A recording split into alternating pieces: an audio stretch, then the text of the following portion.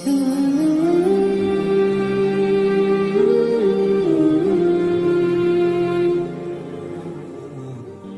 کے مسلمان بنے، روح کے مسلمان بنے، زبان کے مسلمان بنے۔ ایک ہندو نے نا کتاب لکھی ہے حضور علیہ الصلوۃ والسلام کے سیرت مبارکہ پر، ہندو نے۔ وہ ہندو کہتا ہے کہ میں نے نا عجیب منظر دیکھا ہے عرب کے لوگوں کا۔ ہندوؤں نے نا بڑا خوبصورت میرے محبوب کے بارے میں لکھا ہے۔ ایک ہندو نے جب حضور کی سیرت پر کتاب لکھی تو کچھ لوگوں نے کچھ اشعار لکھے، تو لوگوں نے کہا تو ہندو ہو کے حضور پہ لکھتا ہے، ہندو ہو کے؟ تو اس نے بڑا عجیب جملہ کہا، کہنے لگا ہو جائے عشق کسی سے کوئی چارہ تو نہیں، اور صرف مسلم کا محمد پہ اجارہ تو نہیں، صرف مسلم کا محمد پہ۔ اور پھر کہنے لگا نام و نسب سے اگرچہ ہندو ہوں پر کملی والے میں تیرا سادھو ہوں، کملی والے میں تیرا سادھو، میں تو ساتھ دیوانہ ہوں یا رسول اللہ آپ کا۔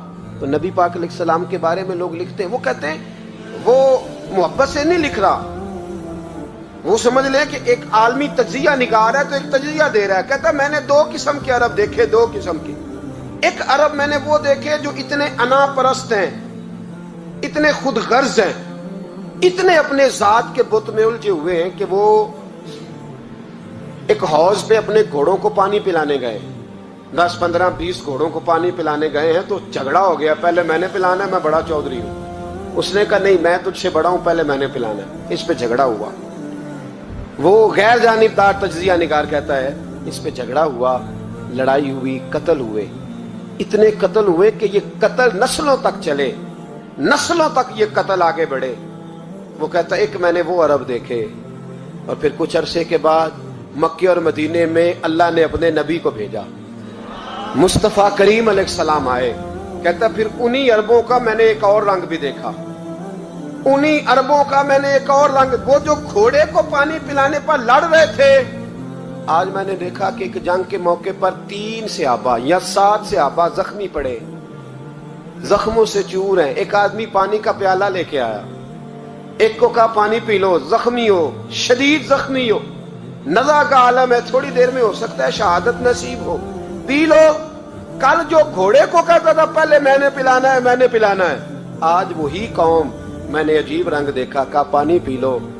تو کہنے لگا یار میں تھوڑا زخمی ہوں، یہ جو میرے ساتھ لیٹا ہے یہ زیادہ زخمی ہے، پہلے اس کو پلا دے، میرے بھائی کا بھلا ہو جائے۔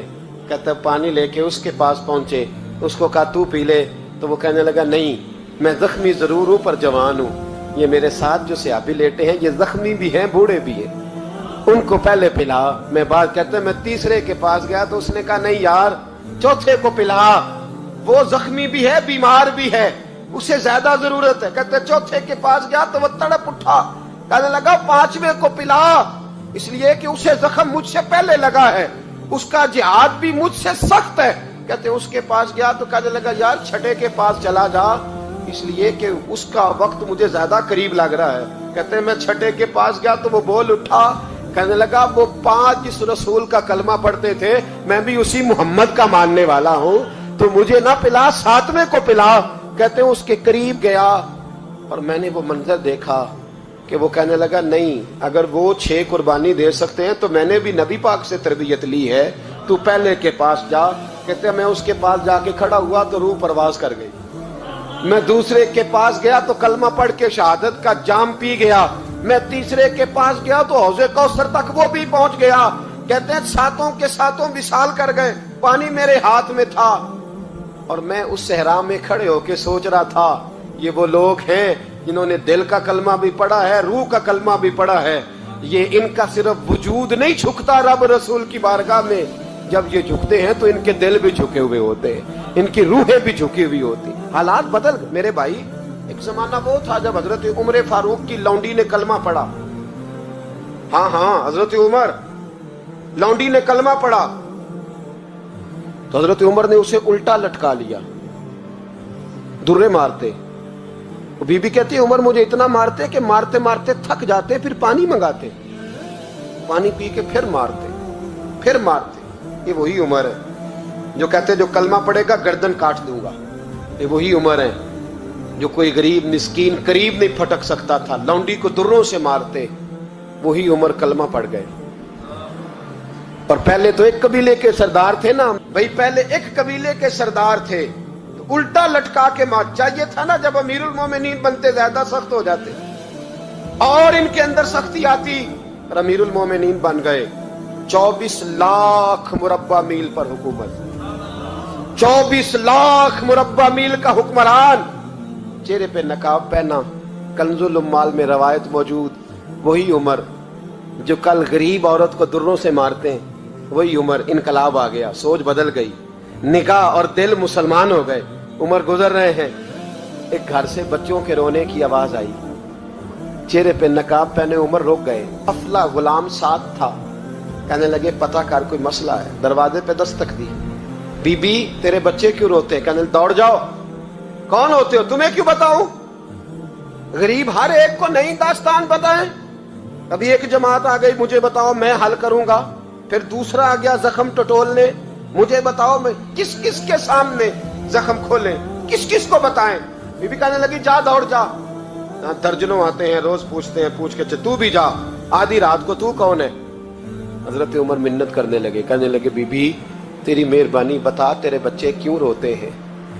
تو عورت تڑپ کے بولی، کہنے لگی تو نہیں جاتا تو سن پھر، میرے بچوں کی غلطی یہ ہے کہ یہ غریب بھی ہیں اور یتیم بھی ہیں، ان کی غلطی ہے کہ ان کا باپ چلا گیا ہے، ان کی غلطی یہ ہے میں نے غریب گھروں میں پرورش پائی ہے، ان کی غلطی یہ ہے کہ ان کا دادا رئیس نہیں تھا، ان کی کوتاہی یہ ہے کہ ان کا نانا جاگیردار نہیں تھا، ان کی غلطی یہ ہے کہ ان کی ماں جہیز میں کچھ لے کے نہیں آئی، اور کیا پوچھنا ہے؟ حضرت عمر کہنے لگے بہن ماجرا کیا ہے؟ کہنے لگی باپ انتقال کر گیا، عمر جب سے حکمران بنا ہے اس گاؤں میں کبھی اس نے پھیرا ہی نہیں ڈالا، وہ آیا ہی نہیں، میری غریبنی کے بچے ساری ساری رات بھوک سے روتے، وہ کبھی آیا ہی نہیں، یہ غلطی ہے۔ پہلے تو میں کچھ نہ کچھ ان کو خشک روٹی کھلا دیتی تھی، آج تو گھر میں کوئی شے نہیں، شام سے لے کر پانی اور روڑے ہنڈیا میں ڈالے ہیں، پکاتی جاتی ہوں، کہا تھا چلو سو جائیں گے اور بھوک بڑی ظالم ہے، نیند بھی نہیں آنے دے، سب روگاں دا روگ محمد، جس دا نام غریبی کنڈ ولا کے لنگ جاندے نی دوست یار قریبی، کب بھوک بڑی ظالم ہے، پیٹ بھوکا ہو تو یہ بھی نہیں آتی، سوچتی تھی سوچ اب تہجد کا وقت ہے پر سوتے نہیں، اب بتاؤ میں کیا کروں؟ عمر تو 24 لاکھ مربع میل کا حکمران ہے، اس کچی بستی میں کیسے پھیرا ڈالے گا؟ حضرت عمر دوڑے گئے، 60 سال عمر، کندھے پہ اناج کا تھیلا رکھا، کندھے پہ، غلام کہتے حضور مجھے دے دیں، فرمایا بتا قیامت میں بھی میرا بوجھ اٹھائے گا؟ حضرت عمر لائے، پھر عمر نے اس بی بی کے گھر میں چراغ روشن کیا، پھر بوڑھے عمر کہتے میری بیٹیاں تھیں، میری بیویاں تھیں، میں نے کھانا کبھی نہیں پکایا تھا، میں نے اس بی بی سے کہا بہن تو بیٹھ جا، بیٹھ گئی۔ عمر کہتے ہیں میں نے آگ جلائی، آپ کے غلام کہتے ہیں جب عمر آگ میں پھونکے مارتے تھے تو ان کی داڑھی سے دھواں نکلتا تھا، عمر نے آگ جلائی۔ پھر فاروق کہتے ہیں میں نے کبھی روٹی نہیں پکائی تھی پر آج میں نے آٹا بھی گوندا۔ 24 لاکھ مربع میل کا حکمران، او بھائی جب تیرا دل اور نظر مسلمان ہوتی ہے تو پھر تو جھوٹے دعوے نہیں کرتا، پھر دین تیرے لفظوں میں، جملوں میں، تقریروں میں نہیں رہتا۔ حضرت سیدنا عمر فاروق رضی اللہ تعالیٰ عنہ آٹا گوندتے ہیں، داڑھی ساری آٹے سے بھر گئی، پھر عمر فاروق روٹیاں پکاتے تو ہاتھ جلتے، پھر سالن پکایا، پھر عمر نے دسترخوان بچھایا، پھر وہ چھوٹے چھوٹے بچوں کا عمر نے منہ دھلایا، پھر فاروق اعظم روٹی کے لقمے ان کے منہ میں ڈالتے اور روتے، کہتے بیٹو عمر کو پتہ نہیں چلا کہ تم بھوکے تھے، بیٹیوں عمر کو خبر نہیں تھی، عمر سے ناراض تو نہیں ہو؟ چھوٹے چھوٹے بچے کہتے ہمیں تو پتہ بھی نہیں عمر کون ہے، آپ کیا باپ؟ پھر ان کو عمر فاروق نے کھلایا، پھر فاروق اعظم صحن میں بیٹھ گئے، ان کو ہنساتے رہے۔ غلام کہتے حضور اب کیا کرتے ہو؟ فرمایا جو میری وجہ سے روئے تھے انہیں خوش نہ کروں۔ پھر اس بی بی کی طرف متوجہ ہوئے، کہنے لگے اگر عمر نہیں آیا تو آپ ہی خبر کر دیتی۔ بی بی کہنے لگی ڈیوٹی عمر کی ہے خبر لینے کی، میری نہیں ہے کہ میں جا کے بتاؤں، میں کیوں بتاؤں؟ حضرت عمر کہنے لگے چل عمر کو معاف کر دے۔ کہنے لگی اسے کیا معاف کرنا ہے، میں تو دعا کرتی ہوں اللہ اسے ہٹا دے اور آپ کو بنا دے، میری دعا ہے کہ وہ چلا جائے آپ آ جائیں۔ فرمایا اگر میں بن جاؤں تو عمر کو معاف کر دو گی؟ کہا ہاں کر دوں گی۔ तो हजरत उमर ने चेहरे से नकाब उतारा, फरमाया बीबी मैं उमर ही हूँ, तूने देखा नहीं था, जा तेरी दुआ मकबूल हो गई। वो बीबी कहने लगी आपके सामने इतनी जली कटी सुनाई। फरमाया बस एक वादा कर, अगर तूने उमर को यहाँ माफ कर दिया है तो वहां भी माफ कर देना। वहां भी सवाल, शर्त ये है तेरा दिल कितना मुसलमान है। हमारा ये हाल है, हम जुमलों के मुसलमान, लफ्जों के मुसलमान, हम अपने आप को खींच खांच के मस्जिद में ला के 2-4 रखते भी पढ़ ही लेते, पर दिलो निगाह अगर मुसलमान नहीं तो फिर कुछ भी नहीं। देखे ना कितने आला लफ्ज है हदीस में। नबी पाक ने फरमाया मैं उसे अपना मोमिन ही नहीं मानता। सहाबा कहते हैं पूछने लगे थे किसे, तो हुजूर ने दूसरा बार फिर कह दिया, फरमाया मैं अल्लाह की कसम उसे मोमिन नहीं मानता। तीसरा जुमला पूछने लगे तो हुजूर ने फिर बोल दिया, फरमाया मैं नहीं मोमिन मानता। हुजूर किसे? फरमाया जो खुद तो पेट भर के खाए और उसका पड़ोसी भूखा सो जाए। 3 दफा हुजूर ने कहा मैं मोमिन ही नहीं मानता। इतनी मर्दी तस्बीह पढ़े तो ना मर्दी रब कहे। तो मेरे भाई याद रखे, रहमतुल्लाह अलैह दरवेश थे दिल्ली के, बहुत सारे लोग मुरीद थे। एक बड़ा खिदमत गुजार मुरीद था, मजदूरी करता था, गरीब था, तो 6 बेटियां थी उसकी। हजरत साहब के पास रोज आके कहता हुजूर बच्चियों के लिए दुआ करें, अल्लाह कोई असबाब पैदा कर दे। एक बच्ची की शादी का खर्चा 1000 दिनार है और मैं गरीब हूँ। हजरत साहब दुआ कर देते। खानका शरीफ के थोड़े ही फासले पर, हजरत जहां बैठ के मुरीदों की तरबियत करते थे उससे थोड़ा ही फासले पर ना एक ईसाई रहता था, बड़ा मालदार था, बड़ी सारे ऊंट गायें भेड़ बकरियां रखी हुई थी और हजरत शरफुद्दीन रहमतुल्लाह अलैह की बड़ी मुखालफत करता था। और ये जो आपका गरीब मुरीद था ये उसका पड़ोसी था। एक दिन बुला के ना उनको कहने लगा कि तू किधर जाके जो है वो टकरे मार रहा है, वहां तुझे कुछ नहीं मिलने वाला। वो तुझे क्या देंगे जिनकी खानका खुद चंदे पे चलती है, मदरसा चंदे पे चलता है, मस्जिद चंदे पे चलती है, तेरी बेटी का मामला कहां हल होगा? तो उस दरवेश ने कहा कि तू मेरे पीर को नहीं जानता, तू अजय मेरा महबूब नहीं डिठा, तो पता नहीं ना, तू इस रास्ते का मुसाफिर नहीं, तू नहीं जानता। उनका बस चले ना तो वो हर कीमत में मेरी बेटियों की शादी करा दे। अब वो ईसाई था, कहने लगा अच्छा चलो ठीक है, अगर इतनी बात है ना तो जाओ उनसे जाके कह दो कि 6 साल के लिए मेरे साथ मुआहदा कर लें, तो मेरे जानवरों को चारा डाल दिया करे, 6 साल ड्यूटी करे, मैं 6000 दिनार दे देता हूं। वो मेरे साथ 6 साल मेरे जानवरों को चारा डाले, रखते हैं ना आप चारा डालने के लिए एडवांस पैसे दे के। अब तो लोग उन्हें भी गुलाम ही बना लेते हैं, बड़ी थोड़ी तनख्वाह देते हैं, जुल्म करते हैं, पूरा मुआवजा नहीं देते। हजरत शेख शरफुद्दीन के बारे में वो कहने लगा जो अपने पीर से जाके कह के मेरे जानवरों को 6 साल चारा डाले, मैं 6000 दे देता हूं, तू जो कहता है हर कीमत पे जाने को तैयार है। उसने जब ये बात की तो मुरीद ने नाराज हो गया, वो लड़ाई हो गई, गिरबान पकड़ लिया, झगड़ा हुआ, बात बड़ी दूर गई। इस तरह की बात करता मेरे हजरत के बारे में, तेरे जैसे कई मैं वहां काम पे रखा दूं।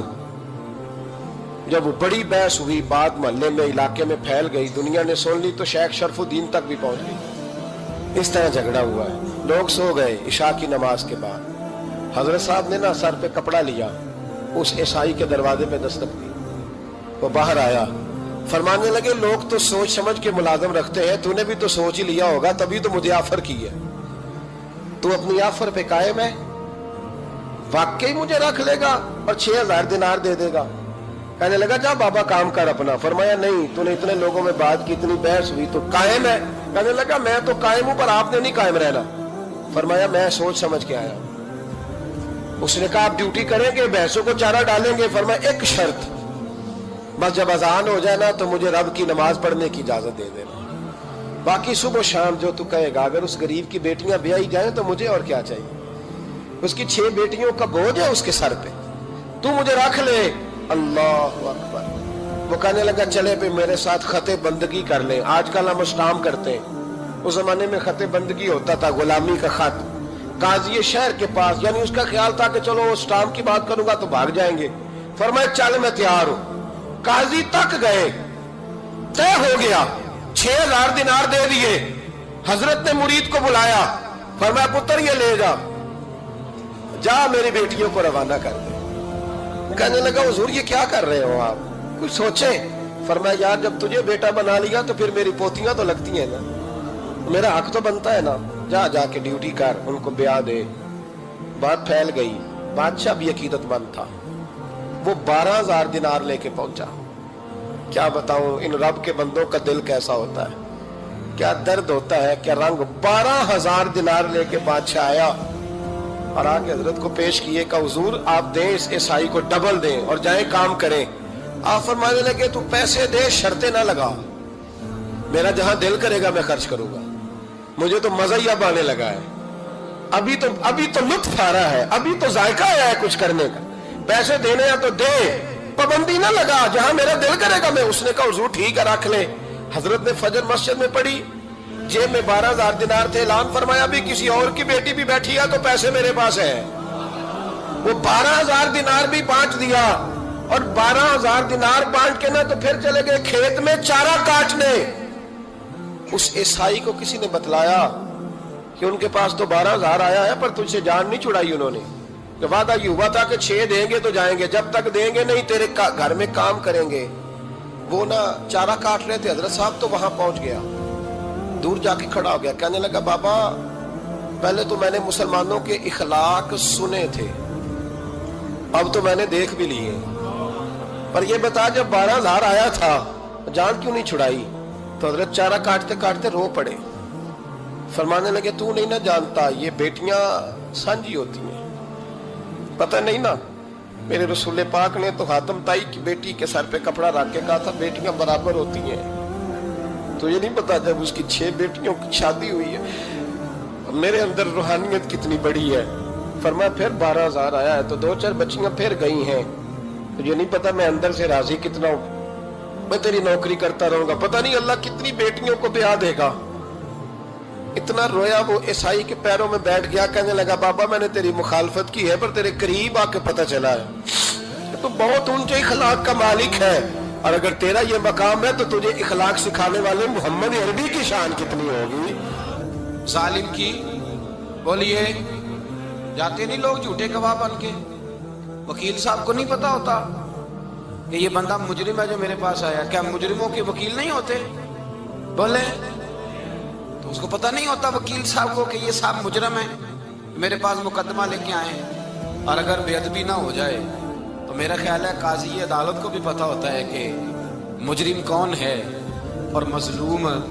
میرے نبی پاک صلی اللہ علیہ وسلم نے اس قدر زیادہ سختی فرمائی اس مسئلے میں, فرمایا جس کو پتا تھا کہ فلاں آدمی ظالم ہے, ظلم کر رہا, پھر وہ ظالم کا گواہ بنا یا اس نے ظالم کی مدد کی, کتنی کی؟ شارحین لکھتے ہیں چاہے اس نے ایک جملہ بول کے کی, چاہے ایک, سارے بولیے, چاہے ایک غریب کو اس نے ظلم کیا تو کہتے ہیں علاج یہ سی, چاہے ایک جملہ بول کے کی. شارحین اس حدیث کی شرح میں لکھتے ہیں ایک جملہ بول کے چاہے مدد کی.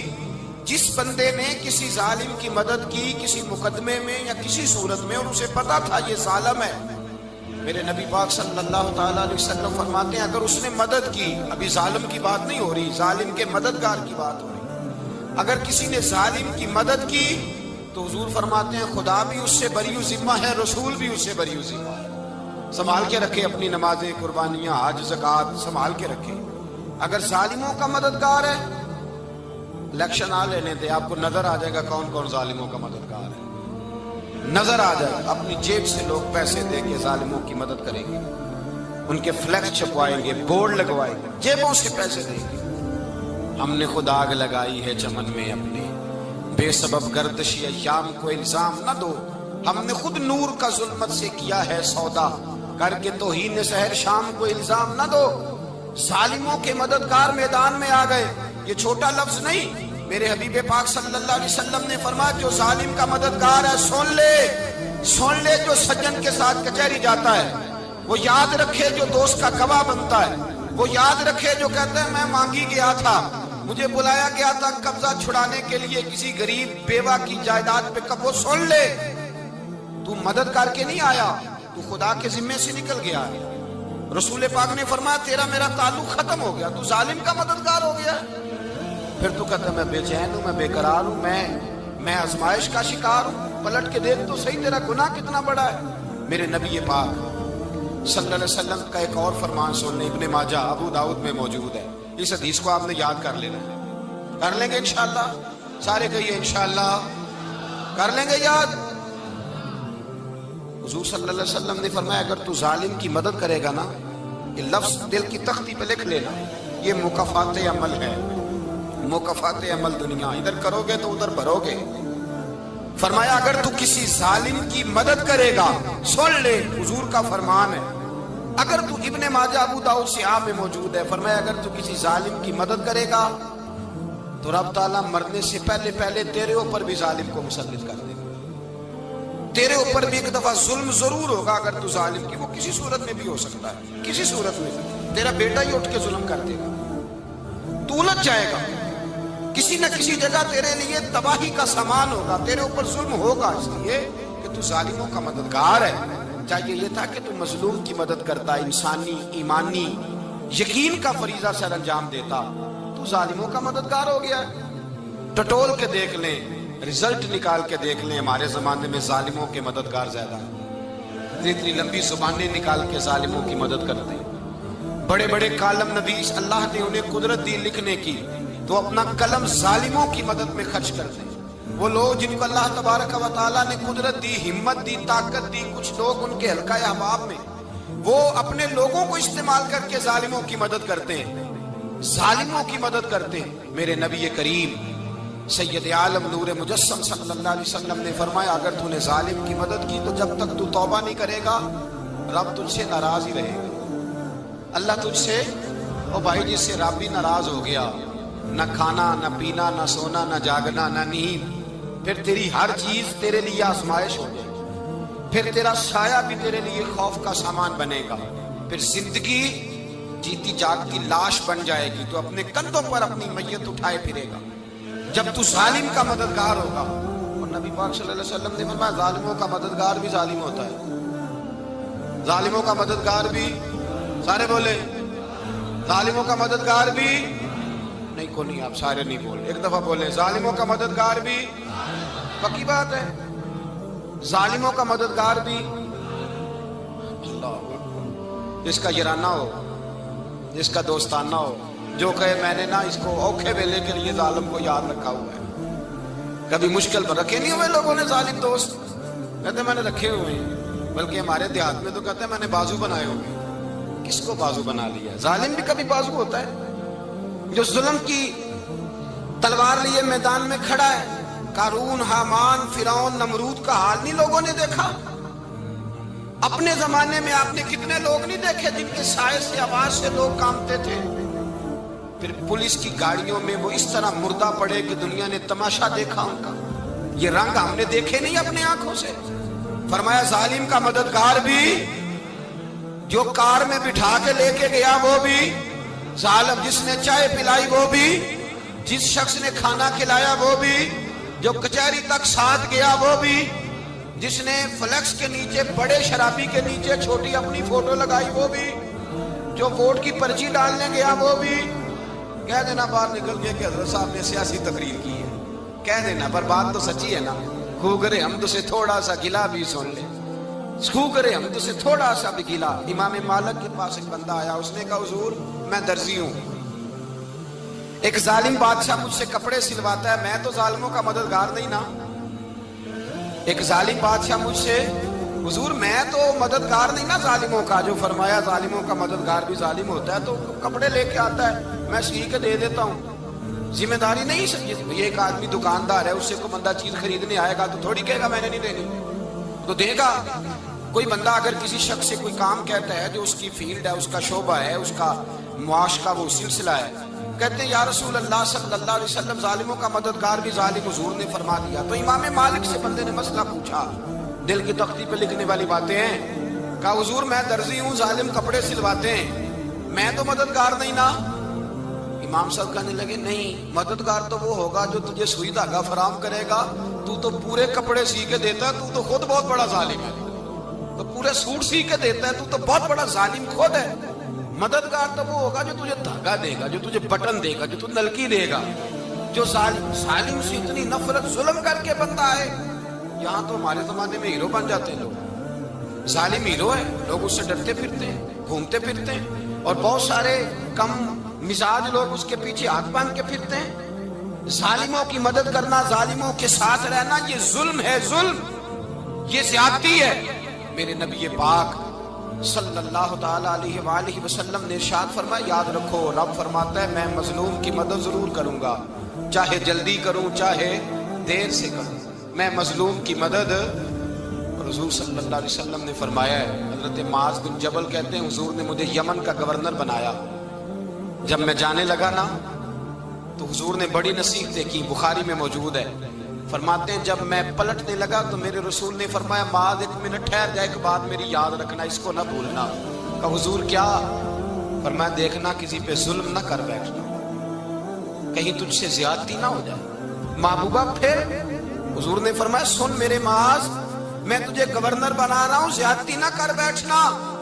یا رسول اللہ صلی اللہ علیہ وسلم کیا ہوتا ہے؟ تو میرے کریم نے فرمایا جب مظلوم دعا کے لیے ہاتھ اٹھاتا ہے تو عرش کا مالک کہتا ہے فرشتوں پیچھے ہٹ جاؤ، عرش کا مالک کہتا ہے فرشتوں پیچھے ہٹ جاؤ، دروازے کھول دو۔ فرمایا مظلوم اور رب کے درمیان شے حائل کوئی نہیں ہوتا۔ مولا رومی رحمت اللہ علیہ فرماتے ایک دن نا شیر نے، کہتے شیر نے ایک دن نا ریچھ کو ساتھ لے لیا اور ساتھ لے لیا لومڑی کو۔ اس نے کہا اور شکار کرنے چلے، چلو جی، شیر کی مہربانی ذات لے لیا ہے، حالانکہ اس کو کسی کی مدد کی ضرورت ہے، وہ تو بادشاہ ہے، بادشاہ سلامت نے ساتھ لے لیا۔ شکار کیا 3 چیزوں کا، ایک شکار کیا خرگوش، ایک ہرن، ایک گائے۔ اب وہ شکار کر کے واپس آئے تو جو ریچھ تھا نا اکڑ اکڑ کے چلنے لگا کہ بادشاہ کے ساتھ میں بھی تھا، یعنی شکار میں میرا بھی حصہ۔ اور شیر بھی سمجھ گیا بات کو کہ اس کا دماغ خراب ہو رہا ہے، حالانکہ میں نے تو ویسے ہی ساتھ لیا۔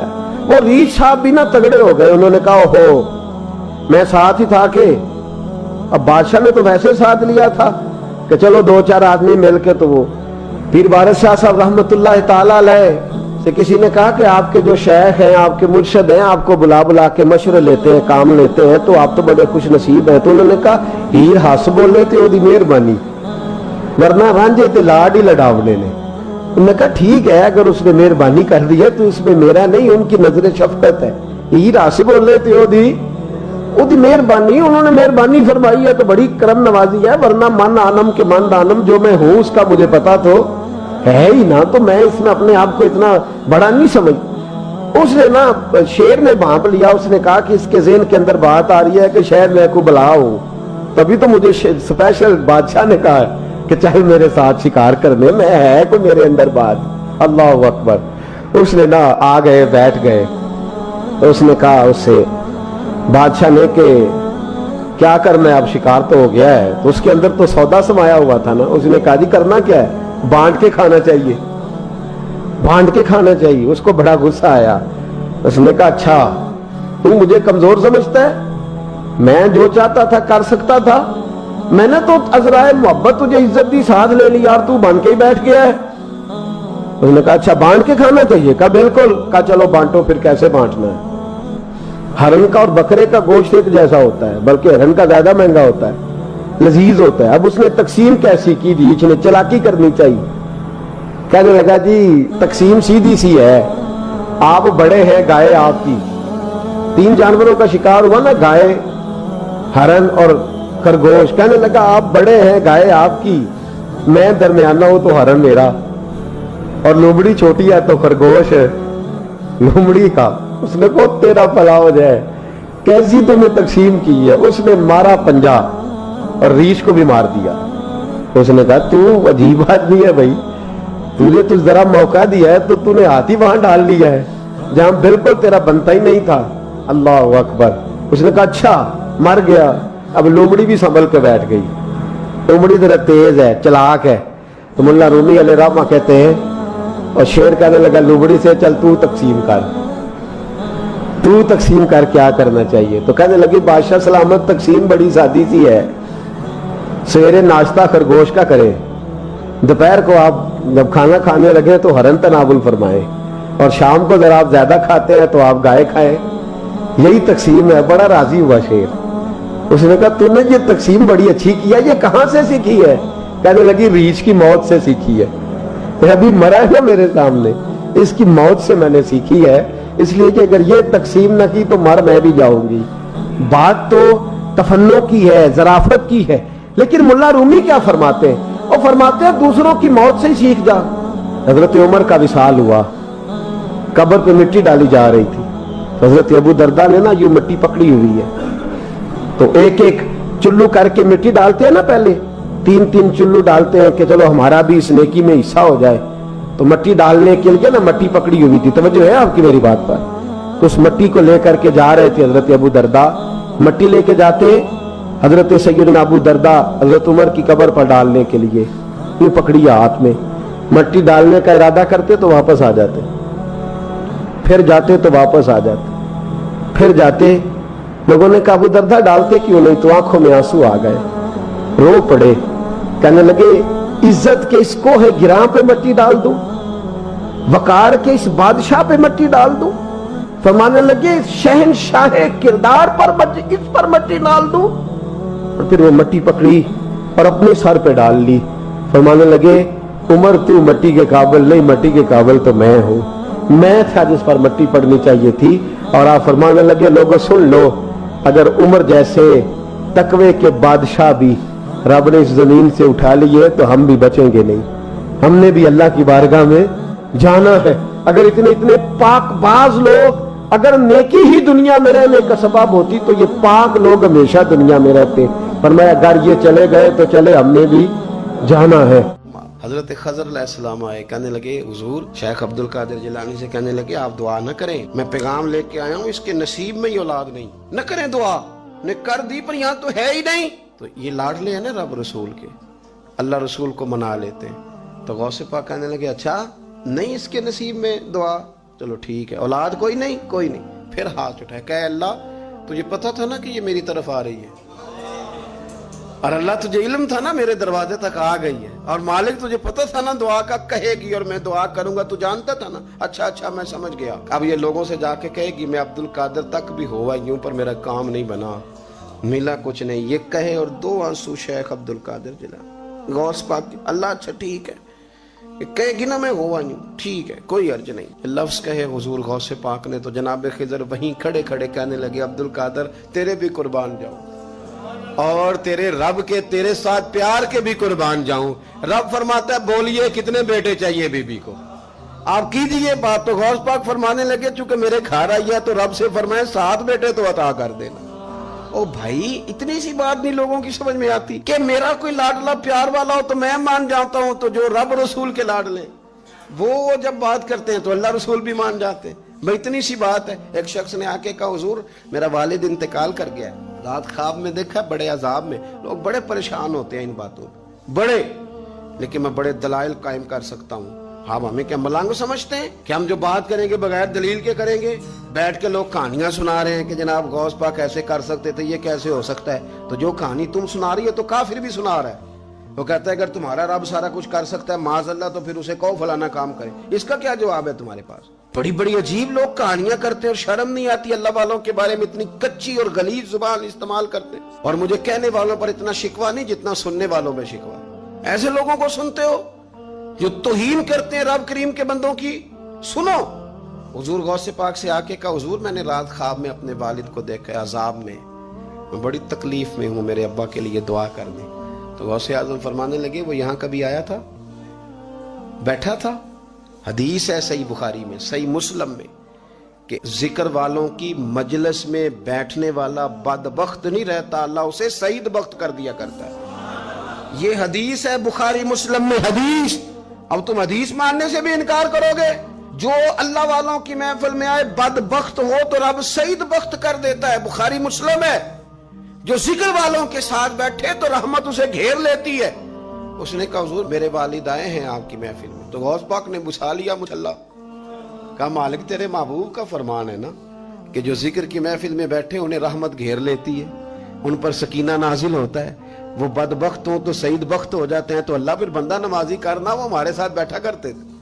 मेहरबानी फरमाना, करम नवाजी फरमा। वो शख्स कहता है मैं रात को जाके सोया तो ख्वाब में अब्बा मिले, जन्नत का लिबास पहना हुआ है اور میرے والد کہنے لگے پتر سارے کام چھوڑ دینا، عبد القادر جیلانی کا دروازہ نہ چھوڑنا، خبردار غوث پاک کا دروازہ نہ چھوڑنا، ہمیں ملنگ نہ سمجھو۔ آپ کیا سمجھتے ہیں کہ ہم ایسے کو ملنگ تلنگ لوگ ہیں جس کے مرضی پیچھے لگ جائیں گے؟ ہم تو بڑے سیانے لوگ ہیں، ہم تو بڑی جلدی کسی بندے کو تسلیم ہی نہیں کرتے۔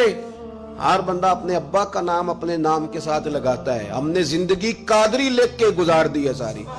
آپ کیا سمجھتے ہیں کچے پکے لوگ ہیں؟ اور صرف یہاں نہیں، وصیت لکھ کے رکھی ہے، مریں گے بھی تو قبر پہ پہلے لفظ قادری لکھنا، اس لیے کہ خدا کے فضل سے ہم پر ہے سایہ غوث اعظم کا، اور ہمیں دونوں جہاں میں ہے سہارا۔ اور بڑی تحقیق کے ساتھ اور بڑی ریسرچ کے ساتھ اور بڑے سیانے بن کے، لیکن جس دن کا مان لیا ہے پھر بالکل ہی مان لیا ہے، پھر بالکل ہی مان لیا۔ آپ یقین کریں مجھے مزہ آتا ہے جب مجھے کوئی کہتا ہے قادری صاحب، بڑا مزہ آتا ہے، بڑا سرور آتا ہے۔ کوئی میرے نام سے نہیں نہ پکارتا، اس کا بنا کے پکارتا ہے، کوئی اس کا بنا کے پکارتا ہے، کوئی اس کا کہہ کے پکارتا ہے، تو ذرا چسکا آتا ہے، یعنی اس میں سرور آتا ہے، اس میں ذرا کیف آتا ہے۔ حضور غوث پاک آپ کی نسبت بڑی شان والی ہے، آپ کا مقام بڑا۔ حضرت مولانا جمیل الرحمن قادری اعلیٰ حضرت کے مرید ہیں، وہ فرمایا کرتے تھے خدا کے فضل سے ہم پر ہے سایہ غوث، ہمیں دونوں جہاں میں ہے سہارا۔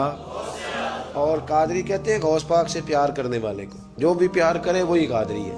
تو خدا کے فضل سے ہم پر ہے سایہ، ہمیں دونوں جہاں میں ہے سہارا، خدا دے گا منادی حشر میں یہ قادریوں کو، کہاں ہے قادری کر لے نظارہ غوث اعظم، کہاں ہے قادری کر لے نظارہ۔